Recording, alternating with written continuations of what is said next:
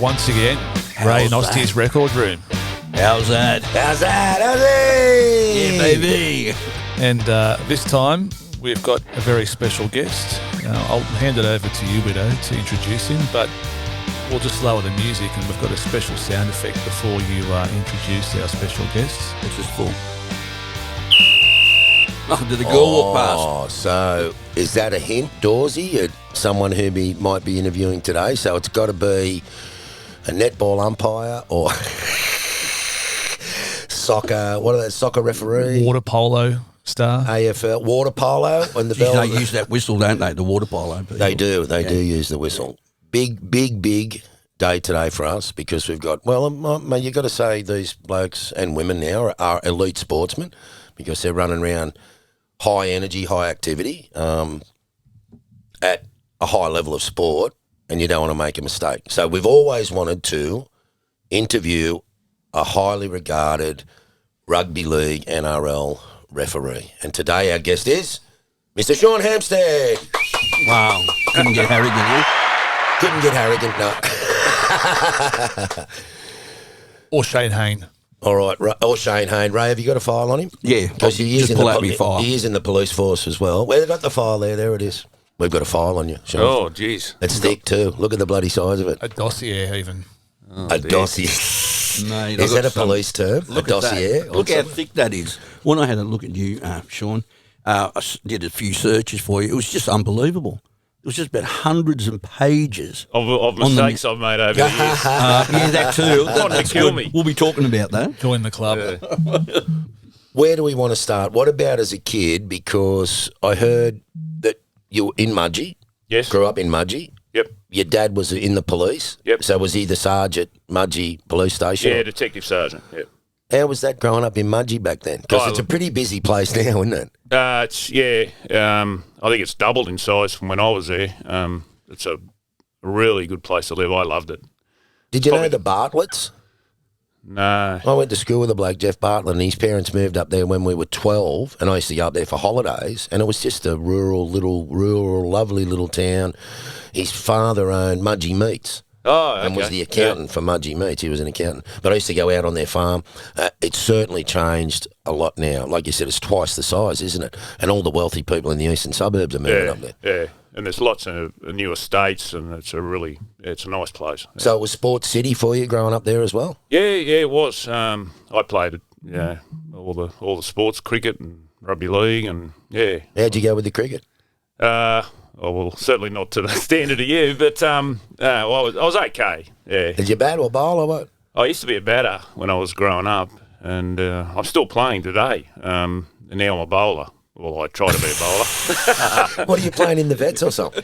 No, I just play in local A grade in Balmain Mills. Just roll my arm over and yeah. What about when you're batting? Do they give you a couple of shorties to? Oh, I'm not. Yeah. No, because he could arrest him after the game, throw him in the back of the paddy wagon. Actually, batting's gone right off. Yeah. It's gone off. My batting was always off. But you loved your rugby league and you were playing out there. Yeah. And the story that I heard is you broke your back or your neck. I broke my neck, yeah. Jeez. How old were you then? 16. How bad was that? Oh, it was terrible. What, just in a tackle? Did they pick you up? Yeah, no, I just ran the ball up and it was just a normal tackle and it was like my head weighed a ton and I couldn't lift it off the ground. I'd broken all the vertebrae in my neck. What position were you playing, Sean? Halfback. Okay. And then I just ran the ball up and just. Did you feel like that? Or? No, didn't. Nothing happened. It wasn't a crack or anything. It was just I got tackled and then I went to get up to play the ball and my head weighed a ton and I couldn't lift it off the ground. And I thought, oh, that's fine. So then I put both of my hands. I tried to hold the ball and I put both of my hands on my neck and tried to stand up. Oh. And I couldn't do it. So how was the initial reaction to that as a 16-year-old? Like, what's going on here? I've done something bad, or? Well, I didn't know what happened. I did it at Narromine. I was playing for Mudgee. We were playing Narromine, so I got taken by the ambulance to the Dubbo Base Hospital, and they didn't know they couldn't really treat me. So then they flew me air ambulance down to Royal North Shore, and then Which is a specialist spinal hospital, isn't it? Spinal hospital. Yeah. And then they put me in a plaster cast for 6 months. Oh. And I was like a spacesuit. It was just immobilised your neck, and it went all the way down to your midriff. Jeez. Did you have a bucket over the head like they do on the dogs? Yeah. No? Well, that's what it looked like, a big spacesuit. Yeah. And I've seen them, yeah. Yeah, and I was in that for 6 months. And then they cut you out of that. And What about the realisation, but as a 16-year-old, as I mightn't be able to do anything after this? I never really thought like that. I just thought, once the 6 months is over, I'll be okay. But actually, another bloke who had a skiing accident the same day as me, he went into the suit like me, and they cut his off, and his didn't work, and he had to go back in it again. That's all they can do for you. They can't do anything else, and they let your body heal itself. Jeez. So after those 6 months, it's healed up a bit. Then you go into a neck brace for another 3 months, and then I was okay. Yeah. Did they tell you then, but you probably shouldn't play contact sport again? Yeah, Could never play contact sport. That's probably changed the whole. Yeah, I never thought about being a referee. That's when I was told I could never play contact sports again, and that's when I took up reffing. At 16? I was 17 then. Yeah, after the year of. And did you rehab. stay in Sydney after that? Yeah, well, my dad got transferred back to Sydney, so we'd moved back to Sydney. Right. So then, I took up reffing, and I joined Balmain Association. And Is that because your grandfather? I read something about your granddad, and Whit's got a bit of info on. Yeah, he played 100 odd games for the Tigers. Coached his mob. Coached Canterbury. Don't even mention that name. He coached the Bulldogs. Yeah, and they're terrible still. And then it said he went back and he was on the board at the Tigers until he basically passed away. 80 odd. He was Australian selector. He played for the state. Wow. But in those days, he would have played for Australia, but there was a bit of a Masons Catholic thing. He was a Catholic, and they had to have so many Masons in the team. And Mate, I'm telling you, that's not the first time I've heard that. Yeah, that me apparently neither. was rife in cricket as well. Yeah. If the Masons got a bit of a run. Yeah, well, North How Sydney, weird. North Sydney so Bears. he was the lock. He played the state lock, and he absolutely killed the Queensland bloke. But because the Queensland bloke was a Mason, they kicked him. Yeah. That's the Did way your it dad goes. play too? No, he got hurt too. He broke his arm playing, so he didn't. He wanted to join the police force, so he didn't want to risk it. So he never played. No. And you thought because your grandfather's connection with Balmain, and you just went back there to live in Balmain? Where? No, I live at Winston Hills now, and that's where we moved to back to Sydney. So I've always lived in Winston Hills, But that connection must have been there with your grandfather and the Balmain. It was a connection too. But even then, I kind of thought if I joined Parramatta, which was my association, it would have been harder to get into grade from there. Sure, Yeah, right. Sure. It's a much bigger association. So even then, I was thinking kind of ahead. That I don't know why I thought that, but I don't know. And you go to those junior associations for like an apprenticeship, I suppose, do you? And Yes. work your way up. Yeah. So if I was doing it my way, because I'm a Maroubra Matraville boy, it'd be the South Sydney Juniors Association. Yeah. And then you get picked from there basically to Yeah, and you do junior rep football. You do start off with little kids, and you do up to A grade in your association, and then you get picked for junior reps, and then you get graded from there. Yep. So when you started refereeing at that time, there's always stuff in the media now about parents and carrying on at games and like just going nuts. When you started, was it like that? Yeah, it was it was. like that back then. Yeah, it was. So you were at Holy Cross games, were you? Oh yes, the Holy Cross. I used to do them. I remember one time I turned up for a game of Talking Birchgrove. about the parents. Well, that's right. And I turned up for a game, and there was a bloke. He was actually over the fence at Birchgrove there, and he was absolutely giving it to the referee who was before me. And then he's jumped over the fence, and he goes, he started swearing. Unbelievable. And I've walked past him, and I just said to me, mate, if you're going to talk to the referee like that, get back over the fence, And he goes, who are you? Well, and then he jumped over the fence, started pushing me, and I thought, I'll never do that again. I'm not going to Go on. But I remember, like you would have done Birchgrove over. My son played in Balmain Juniors, and Steve Wilson kept sending him off. Every game, Steve would send him off, and he thought it was really funny. Todd, you're off. For what? Nothing. Yeah. That's all right. He loved it. Todd loved it. Yeah. So how did you cope with all the abuse? You block it out, or what's the thought process there? Or Just it's part of it, so you just deal part with of it. You just deal with it. Yeah. Yeah, It never really worried me that much, really. Yeah, It just like they used to abuse you, and you go, okay. Well, How good is that? How good is that? That's like when they abused you, Which you just going, oh, well. I shaped up a couple of times there with fine leg.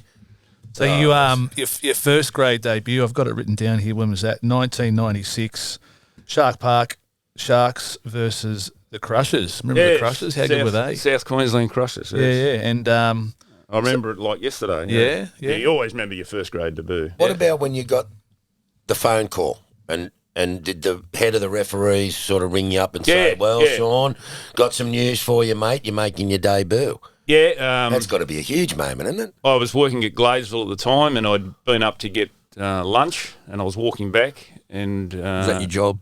Yeah, my job. Getting the lunch, I mean. Oh, yeah. The boy go and get the lunch.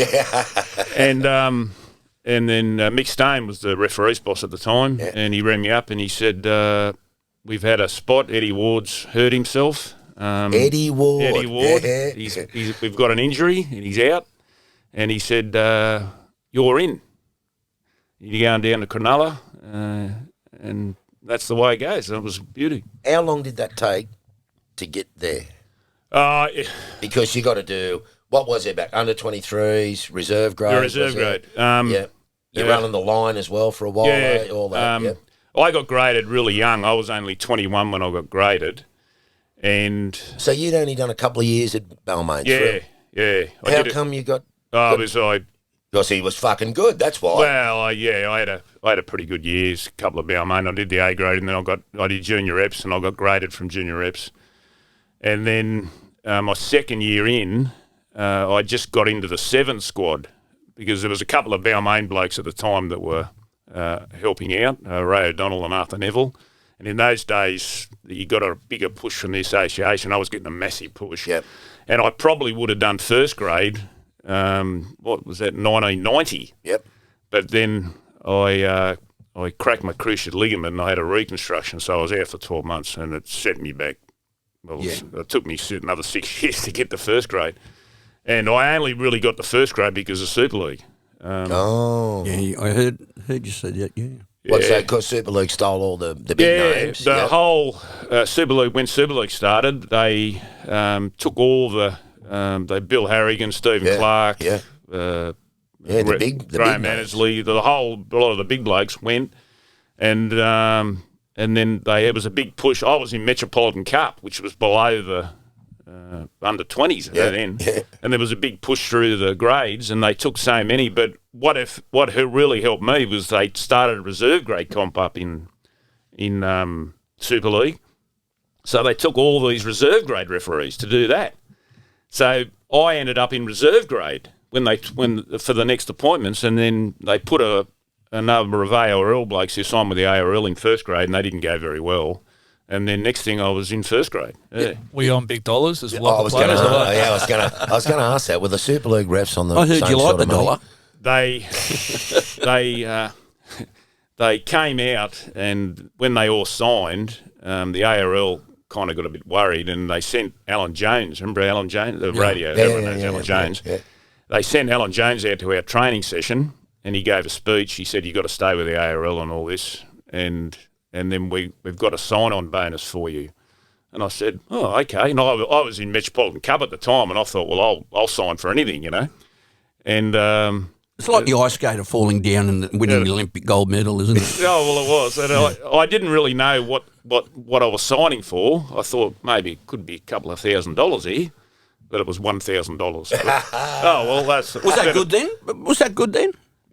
I suppose it wasn't for Super League, was not it? Compared to not compared to Bill what Harrigan got. They were getting hundreds. Greg Hartley would have loved that, wouldn't he? Greg Hartley would have just been first one in the Super League, eh? Probably. Yeah. I'd say so. Yeah. I used to love Hollywood Hartley when he used to award the try laying on his stomach in the red zone, in the goal, in the try area, and he'd slide around somehow, hit the deck. Yeah, And there was a lot of referees that used to impersonate that. Yeah. Did you when you learning your trade? Like I always remember Col Pearce. Now Col Pearce would come out immaculate. He always had really long white shorts on. He had the socks pulled up to the knees, and the boots. Don't trust him, Whit. No. Was he a copper too? No, sorry, only joking. And he always had the white ribbon laces. Yeah. What the fuck were they? The white ribbon laces. That's what they used to do. When I first started, a lot of people did that. They put the white ribbons through. Why? I don't know. I never did it. Did any of you look up and go, oh, Col Pearce, what a legend, but a bit old school. We've sort of moved on from that a bit, Col. Yeah, no, the people used to do that. They used to put white ribbons through their boots. Yeah. Talking of other referees, I've got one referee's name that everyone just polarises: Barry Gomersall. The Grasshopper. He was the one, eh? He changed everything. Yeah, but he was a Queenslander, wasn't he? That's why. Yeah, let's not talk about it. Did you ever meet Barry Gomersall yourself? No, he was long gone by the time I started. But I used to obviously watch the television. I'm thinking, how does he get away with that? Good call. But mate, used to run across in front of the post from scrums and give scrum penalties right in front of the post to Queen. I think, how do they get away with that? Mate, you mentioned some referees that really helped you, like Barry Barnes, Kevin Roberts, and Dennis Spagarino. Yeah, what Dennis has just died. It's very sad. He's just died. Particularly Barry Barnes. I thought I was, the best referee when I was coming through, and Barry watched me one day, and he come into the referee's room and he said to me, "You'll never make it unless you can learn to read play," which means getting on the side of the way the ball goes. I thought reading the play. He said, "You're never going to be a referee until you learn to read play," and I took that right through my career, and it's the best advice you ever got, because you can control the 10 metres if you're on the way the ball goes, you're on the right side of the road. Back to your first grade debut, nerves. What was your thought process going into that game like? I wanted to do well because the week before I was on the reserve grade, and they put another bloke up down in Canberra, and he had a really horrible game. Name? Bob Flint. He only ever did one first grade game, and that's why, Bob. See you later, no, Bobby. I wasn't saying he had a particularly bad game, but the game itself was a really hard game to referee. There was heaps of holding. It was Canberra and Parramatta, and I was on the reserve grade that, and I watched the game, and I'm thinking, I hope when I do first grade I don't get a game like that, and I didn't. My game just ran, and. Was Mario playing for the Crushers at that stage? Can you remember or not? Was he? I don't know whether Mario was. I know Trevor Gilmeister was the captain. I know that. The axe. Yeah, he kept coming up to me whinging about stuff, and I didn't even know what he was talking about. That was going to be my next question. We discussed this on the way here to the podcast. Was that I suppose too, being your first grade debut, do the players know that they can get in your ear and try and influence your decision? Are they into you the whole time, or would they have thought before the game, like, oh, this is his first game, we'll put him under pressure, try and get him on our side, whatever? Do they think that? Would they do that? I'm not actually sure. I'm on the NRL judiciary at the moment, and one of the blokes on the judiciary with me is Bob Linder. Yep, and he was Bobby Linder. What a great player! Great player. He was actually the coach of the Crushers. For that game. Yeah. He was the coach. Yeah. And I was actually talking to him about it, and he didn't really remember the game. I think that was his second year. He couldn't even remember. He knew they got beaten, but he doesn't really remember the game. And I actually asked him that. I said, "Did you tell the players to put me under a bit of pressure, first game?" And he says, "I can't even remember." So, but they didn't though, because It's the thing that's happening in it they can't remember. I can't remember. When you got back into the dressing room after the game, that first game, were you happy? Did you think I'd done a good, reasonable job, hadn't made too many big blues or whatever? No, I knew. Cronulla won pretty easy. Paul Green was the halfback, and he had a great game. Yep, great Paul Green. Yeah. He was the. I don't know if he was the captain, but he was the halfback. And I remember he had a really good game, and they won by 20 points or something, pretty easy. And there was no controversial moments. Yeah, it was good for me. It was good game to get first up. Yeah, good one to get out of the way. Yeah. Tick that off. Like the State of Origin appearances. Similar, eh? Nothing really happened in those games. Jeez, you moved forward there very quickly. Sorry, Before you get in No, there, before you get in the State of Origin. I'm hanging to ask the State of Origin. having been to Shark Park a few times, my brother's a Sharks fan and they love to get on the cans. Yeah. They're at Shark Park, so were they right into you too, the crowd? Well, I suppose if the Sharks were winning, it would have been all right. No, it was. Were they throwing cans at you? It was that was a very easy win for Cronulla, and So they it was loved actually you. The crowd loved you. it was actually a very easy game to referee. I remember I went off the field and I'm thinking, thank God for that, because I knew that I'd get more. Yeah. It wouldn't be like Bob Flynn who never get another one. Bad luck, Bobby. Yeah. Before you go to State of Origin, I want to ask Sean this. At all this time, when did you join the police force? How old were you then? 19. And because your dad was a policeman, or No. That's another story why I joined the police. I was working at Balmain Leeds Club, as my grandfather got me a job at Balmain Leeds Club. Oh, poor thing. And, poor club. Poor club, reckon. And I was behind the bar. I didn't know what I was going to do. I'd left school, and I was behind the bar, and I was with another bloke, and we were just talking about. It was a Monday night. It was really quiet, and I just asked him what he did today, and he told me that I joined the police, and I went and did me run, and I did me testing, and I'm waiting to get into the academy. And he was telling me all about what he did. Anyway, that night I went home and I got up the next morning and I spoke to Mum and I was telling Mum what this bloke said, and Mum just said, "Oh, why don't you join?" And I said, "Oh yeah." So I just joined, and then obviously Dad helped me, and I actually beat that bloke down the academy. Oh, did you really? So almost on a whim type thing. Yeah, it was a sliding door moment. No, we don't. Pays good money, mate. I never even Solid job. Never even thought about joining the police. Dad never mentioned it, never encouraged me, never said either way. How long did he spend in the cop as your father? Age. He was a cadet. He was in like 40-something years. Old school. Yeah. Was he an old school? Give you a clip across the ear if you were mucking around in the pub. With Bill Harrigan Senior? No, Bill Harrigan Senior was in the federal police. Okay. Yeah. Okay. That's yeah. what, because I used to work in the DP, Yeah. but he used to be there. Yeah, he was in the federal police. Sean, why is there, because a lot of referees are policemen, a lot of rugby league players are in the coppers. What, was it a thing in the coppers or what? Yeah, I think it was a very popular sport, rugby league and the police. Because you're still refereeing a few of those games. Yeah. How do the coppers go playing against each other? Ripping? Oh, yeah, they rip in. Yeah. No, it's a lot cleaner than what it used to be. There used to be brawls every game, and it was terrible. Yeah. How did all the refereeing, I suppose I could ask you this in another 20 minutes, but how did that all fit in with your police career? They were happy to roster you off on the weekends, or...? I was, in the end, I was the only full-time referee that had a job.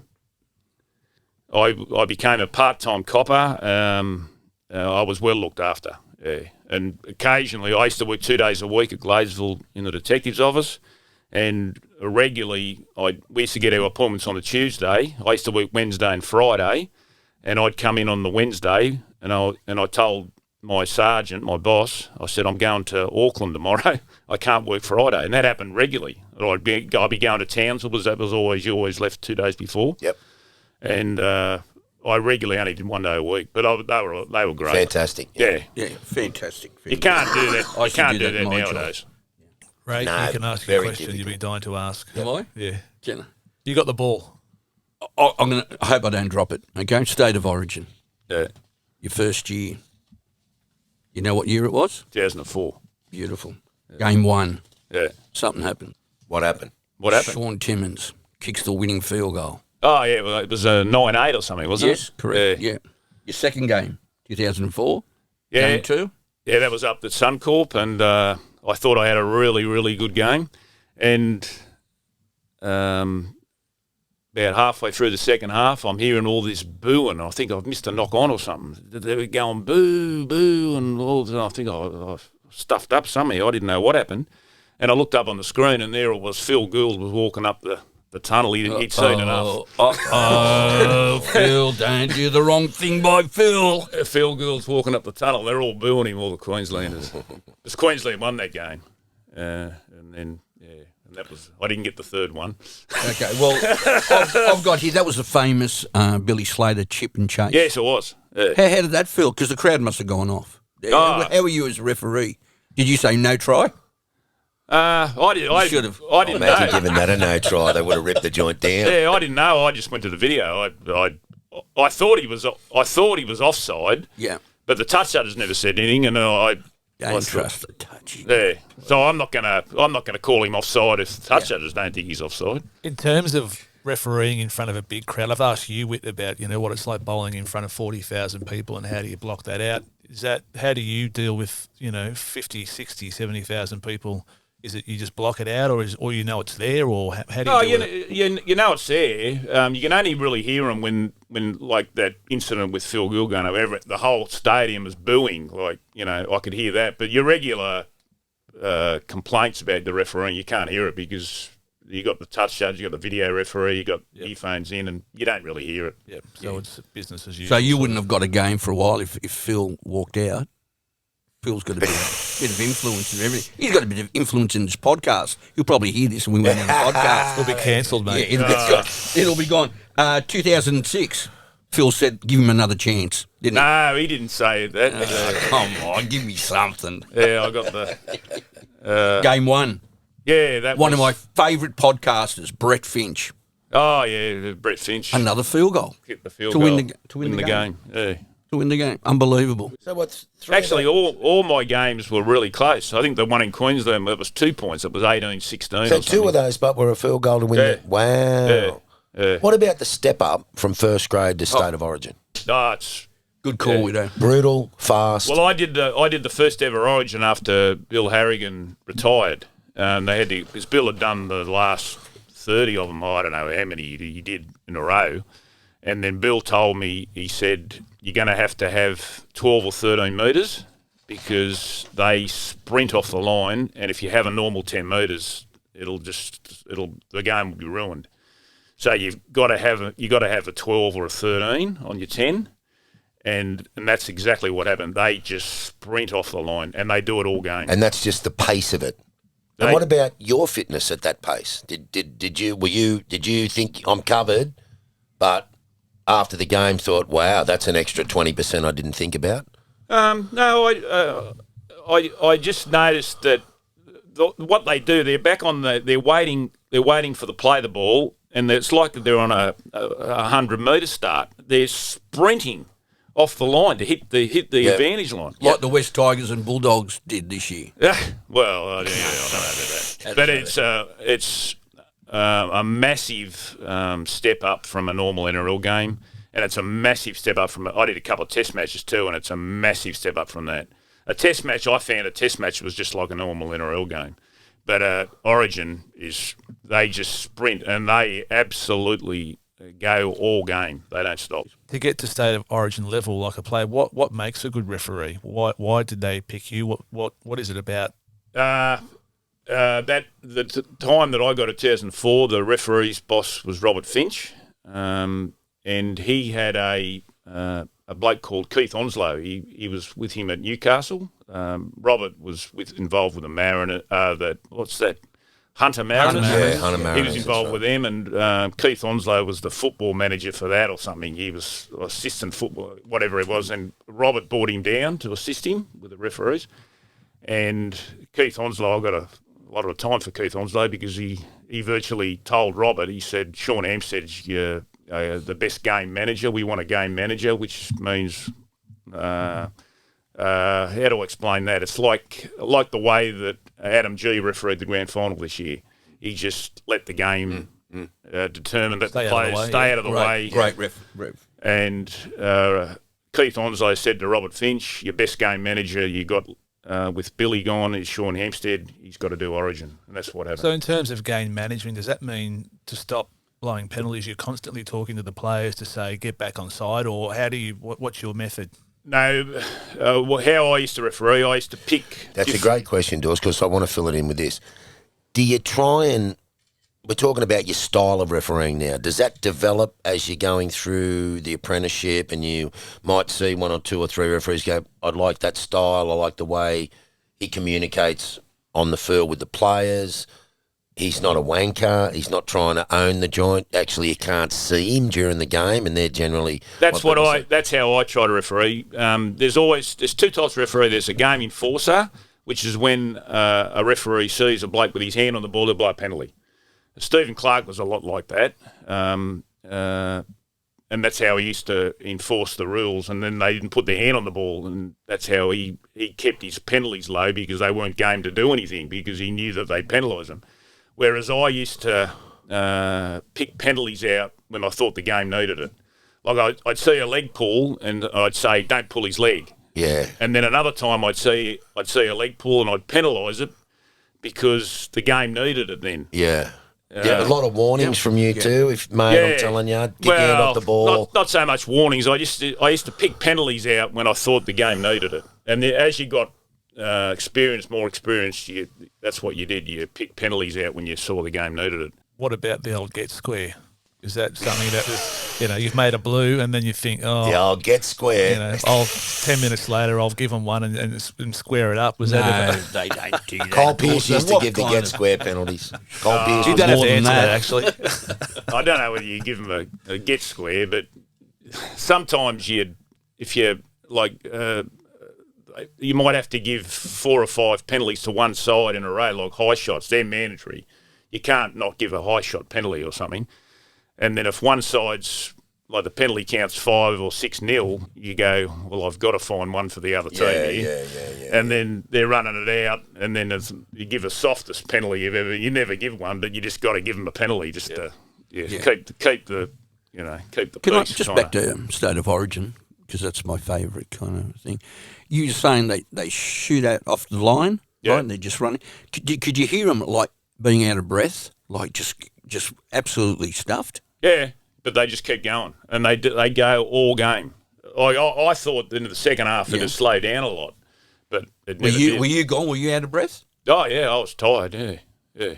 Unbelievable. One more question on the. Sorry, we don't. I'll jump in quickly on the get square thing as well. The other thing that fans always talk about. You'll get square. No, on that sort of theme, always the hometown decision and whether playing in front of, again, like the Sharks when they're all on the cans, does that influence a referee? If what you're saying is this, Dawes. Why did South not win a game when Bill Harrigan refed the game? And not one. And I'm not saying that you were going to do that, but do some referees get pressured and they feel that, it's, as you said, if you've given 5 penalties to the away team and then the crowd's going boo off and you think, I better find one for the other guys. But ease it on myself. Otherwise, they're not going to let me off the ground. I back him up, because West Tigers, no referee gave him a go this year.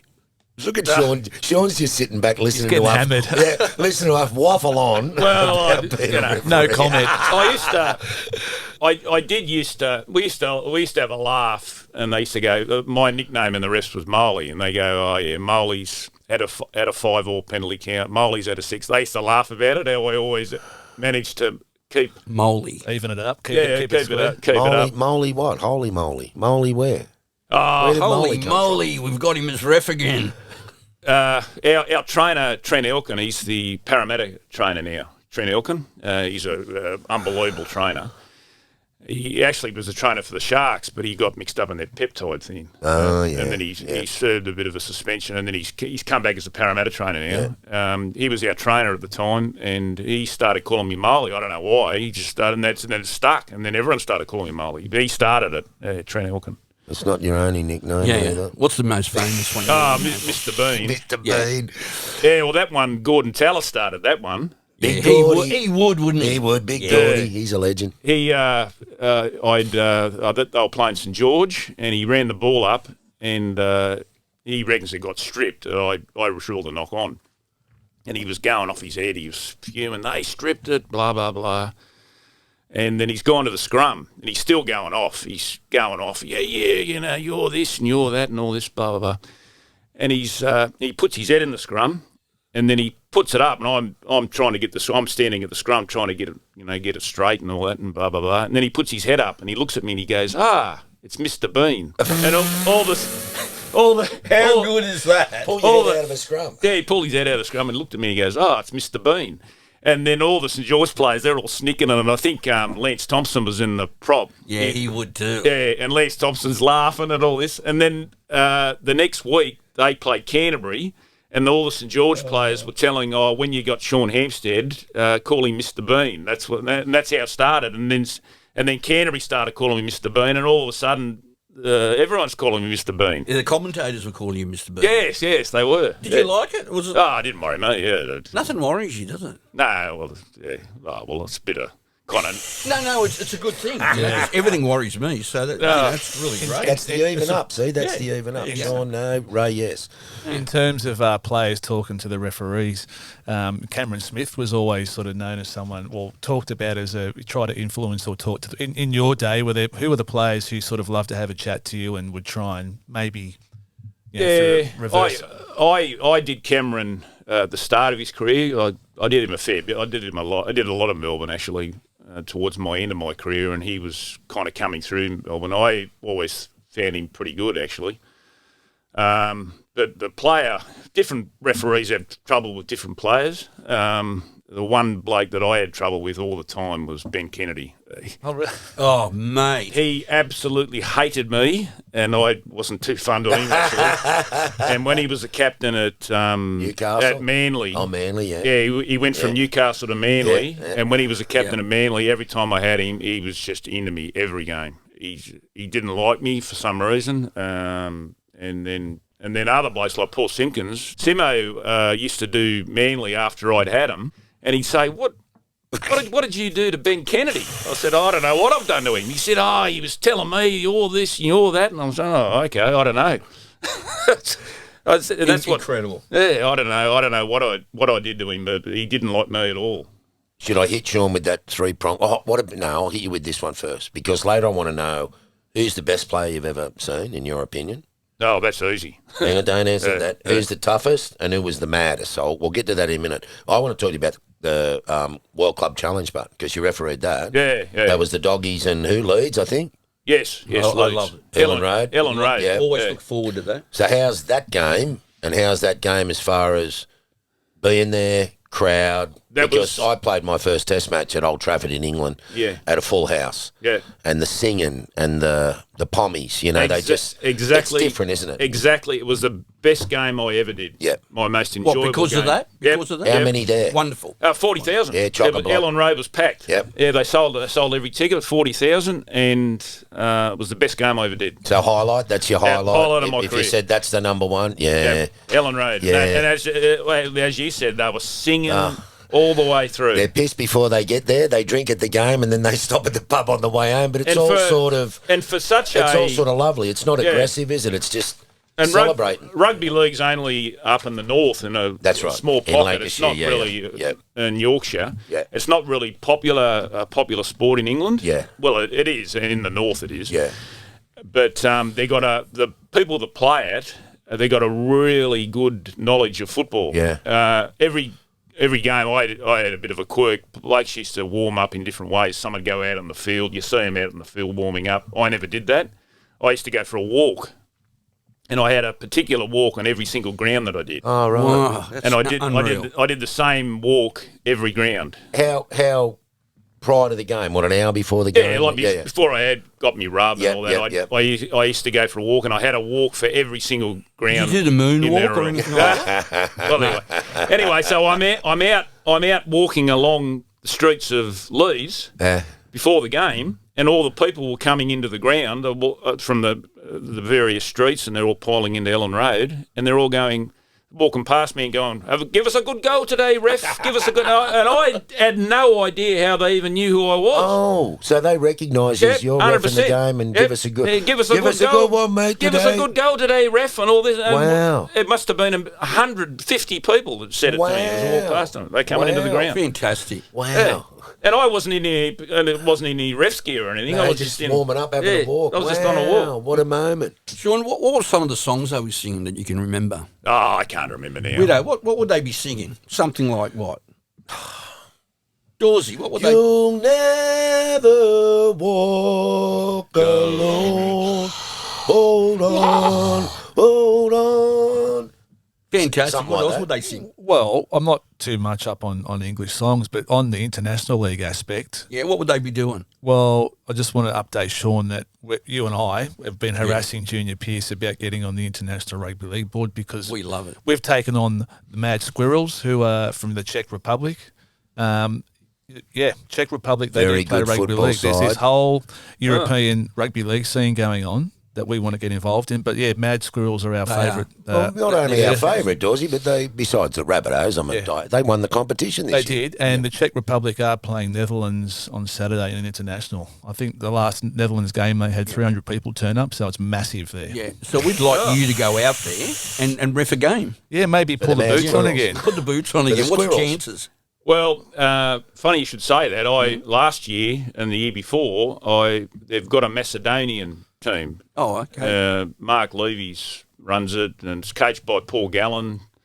The old Macedonians. You don't muck around with the Macedonians. no. Yeah, Paul Gallen's involved in it. Yeah, they played St Poland on the George weekend. coach. Yeah, they did. Yeah. Oh, Dawes, how do you Dorsey know that? knows, mate. How do you know the Macedonians? Well, In Sylvania they played. Yes, they did. I last year I reffed them down there. I did them about 3 or 4 times. How's your Polish? Is it good? I won't say did you get one, but it's a Polish. What, a Polish? Yeah. Well, let's hear the Poland. They have actually played the Czech Sean Republic has too not in- reacted to that at all, right? No. Did you get a Polish? But Now- Dorsey did. And the women's game too. What's your thoughts on the women's game? Because Ray and I love often it. talk as well. I actually Love prefer the the women's women's game game, now yeah. to the men's game. Do you watch much of that? Or Yeah, I've watched a few games. It's certainly picking up, isn't it? They've got Yeah. 10 sides this year, and it'll only get bigger. Yeah. But, and they've had a female referee in first grade this year, haven't they? that's As right. well. Is it the Yeah. first time this year? Or? Yeah. well, two of them. Two of them. Two of them made their debut. Okay. Casey Badger and Did you watch Belinda those Sleeman. games? At all? No, I didn't. No, I didn't. I was at another game. I've been doing a few years of pay shifts with the police that pay a lot of money. So I. Do you know what I love about the girls? This is what I love about the girls, and they've been playing a few years now, and it's like the cricket. Their skill level's just going up through the roof. Yeah. But they braid their hair, the girls, they put a beautiful bow in it. Eyelashes. They do the eyelashes, bit of lippy, I think, on there, then go and beat the crap out of each other. And they can run. Some of them are so athletic. Oh, some of them are outstanding athletes. Not as quick as you were. And when Sean. you listen to the commentators say, oh, this particular girl was a Little Athletics Championship and was so-and-so and done this, played netball and a swimmer, they're all multi-purpose they are. athletes. Yeah. And great athletes. Oh, that Newcastle girl, she's outstanding. What's The her name? fullback, Plays for Newcastle. Oh, Yeah, she's yeah, unbelievable. yeah. She won the Daily M. Yeah. for that. Absolutely Yeah. phenomenal fullback, mate. Great vision of the game. I watched a couple of the semi-final games, and she was Outstanding. She's outstanding player. Yep. Yeah, she's the Andrew Johns of the Yep. this year. Yep. And back to your 3-point question too about, was it the toughest player? Did we touch on that? The toughest, the best. The best. And, Oh. and you just mentioned Joey. You know, when I was toying up in my head a few years ago, you know, is it the King, Wally? Is it Joey? Is it someone else? Is it Ricky Stuart? Is it? Man, there's like 50 guys you could throw into there because I've watched rugby league since I was 5. Yeah. But Joey Johns was the first one I saw develop half a dozen weird kicks off the edge of his boots. He never missed one. He could kick a goal from the sideline where I never saw Wally Lewis do that. I'm not bagging Wally. Wally was an unbelievable player. Joey, pick up front rows and drive them back. Unbelievable. I mean, just everything that you wanted a halfback to be.